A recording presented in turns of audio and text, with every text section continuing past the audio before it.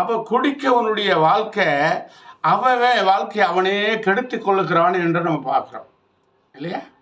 அதே மாதிரி பீடி சிறுட்டு குடிக்கிறவனுடைய வாழ்க்கை, அவனே ஒரு தப்பு பண்ணிட்டு அப்புறம் அவன் இயேசுவே இயேசுவே கர்த்தாவே கர்த்தாவேன்னு கடவுளை கும்பிட்டா அவன் இது எப்படிங்க சுகமாகும்?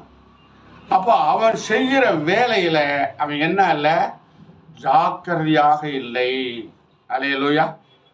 அப்போ நீ ஜாக்கிரதையாக இருக்கணும்னா நீ செய்கிற வேலையில் உண்மை இருக்கணும், உத்தமம் இருக்கணும், அதில் ஒரு நீதி இருக்கணும், கொஞ்சம் அறிவு இருக்கணும். அப்போ தான் உனக்கு பாராட்டு கிடைக்கும், இந்த பூமியில் ஒரு நல்ல வாழ்க்கையும் உனக்கு அமையும். புரியுதா சொல்கிறது? கடனை வாங்கி ஜாலியாக செலவு பண்ணிட்டு அவனுக்கு கடன்காரன் கேட்கும்போது ஐயோ அப்படி கடன்காரன் கேட்குறானே என் தலையெழுத்துனா இந்த கடன் யார் கொண்டு வந்தது? வரவு தக்கவாறு செலவழிச்சிருந்தா இந்த கஷ்டம் உனக்கு வருமா? வரவுக்கு மீறி நீ ஆடம்பர செலவு செஞ்சதுனால தான் இந்த கஷ்டம் வந்தது. புரியுதான்னு சொல்கிறது?